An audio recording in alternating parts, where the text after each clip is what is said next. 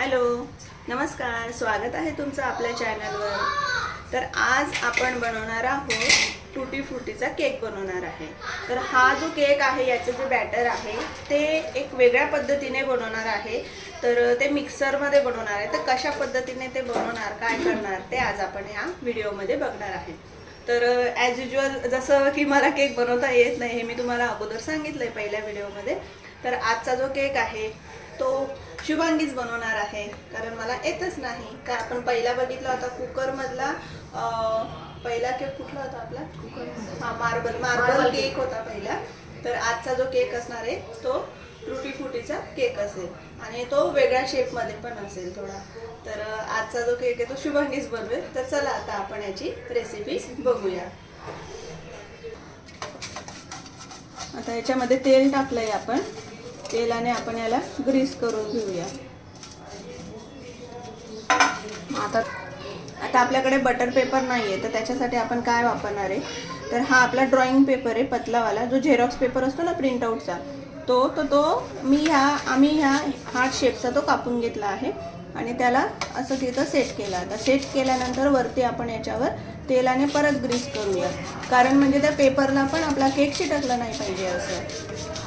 जर हा butter paper नाही लावला ना खाली तर काय होतं, आपला केक खालून जास्त बेक होतो, म्हणजे ब्राऊन कलरचा तो जास्त होऊन जातो। त्यामुळे मग हा बटर पेपर वापरायचा असतो। आता ही टूटी फ्रूटी आपल्याला घ्यायची केकसाठी। तर साधारण ही अशी एवढी आम्ही घेतलेली आहे। तर ही जर अशीच्या अशी आपण ही केकमध्येच्या बॅटरला जर आपण टाकली तर त्याच्याने ती काय होते, चिटकून जाते ती इकडे तिकडे। तर त्याच्याकरता आपल्याला याच्यामध्ये थोडं कोटिंग करायचं आहे। मैदा आपल्याला थोडा, बघा, 1/2 टेबलस्पून मैदा आपण याच्यात टाकला आहे। याच्यात ही कोटिंग असं केलं त्याच्याने ती सुटी सुटी होते, म्हणजे मोकळी मोकळी होते, ती एकमेकाला चिटकणार नाही। मग ती तर प्रॉपर पूर्ण केकमध्ये ही टूटी फ्रूटी ही स्प्रेड होऊन जाणार। मग तेल हे पाऊण वाटी घ्यायचं तेल।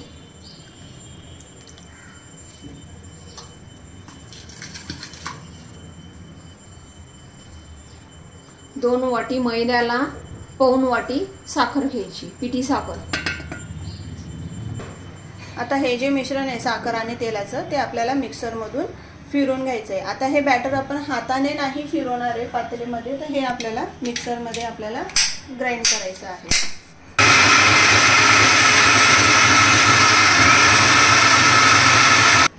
हे मिश्रण आता साखर आपण ती मिक्सर मध्ये ग्राइंड केली आहे। आता याच्यात व्हॅनिला इसेन्स आपल्याला 3-4 थेंब हे टाकून घ्यायचं आहे आणि परत आपल्याला याला मिक्सर मध्ये फिरवायचं आहे।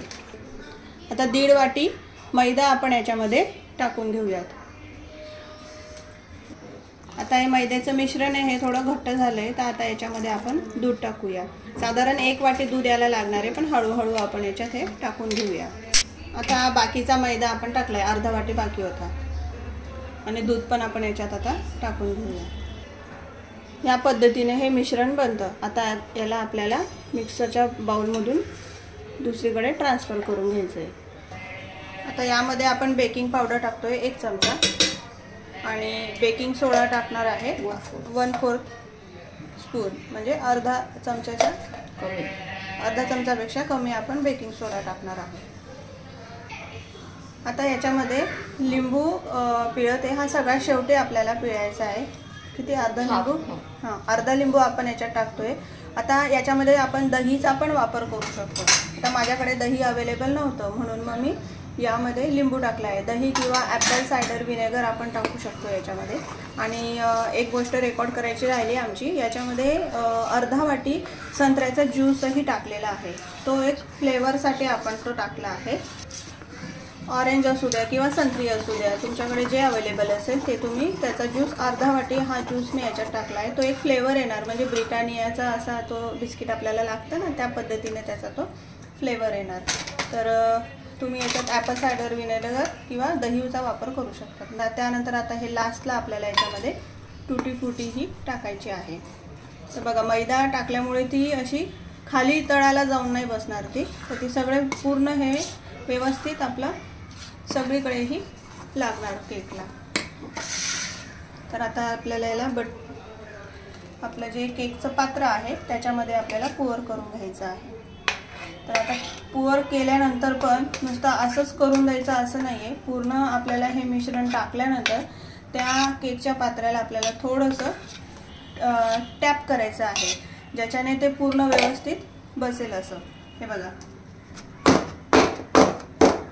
एअर बबल्स निघून जातात यामध्ये. हां, त्याच्यातली जी हवा असते ती बाहेर निघून जाणार त्याच्याने.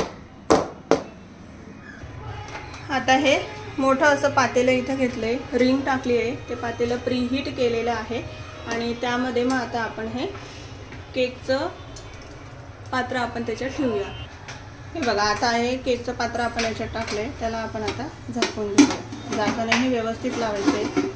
तर आता हे थोडं झाकण आमचं कमी पडतं, याच्यावरती काही ठेवायची गरज नाही आहे असं ती बोलते शुभांगी. मला वाटलं होतं ठेवावं लागेल असं, पण गरज नाही आहे, कारण आता केक एक्सपर्टच आपल्याला सांगतोय ठेवावं लागणार नाही, तर नाही ठेवायचं. तर आता केक हा आपला 45 मिनटं मीडियम फ्लेममध्ये होऊ द्यायचा आहे. तर चला आता भेटू आपण केक झाल्यानंतर.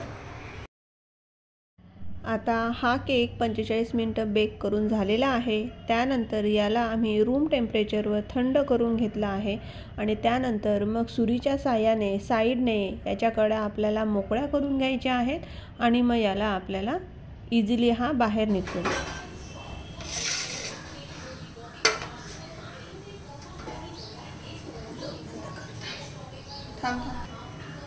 हे बघा, आपला केक आता रेडी झालेला आहे.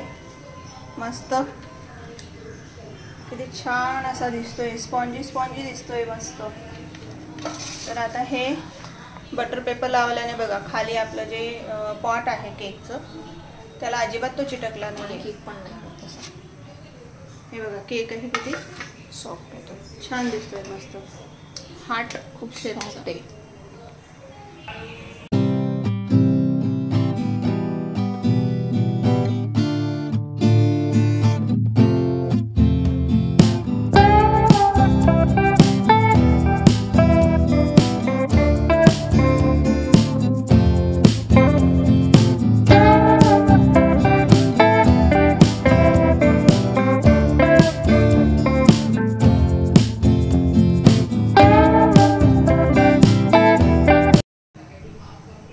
बघा किती स्पॉन्जी झालाय ना, मस्त सॉफ्ट झाला, एकदम हलका आहे, असा बठ्ठड किंवा हे नाही आहे. बघा, जाळी पण किती छान अशी पडली त्याला, मस्त ना.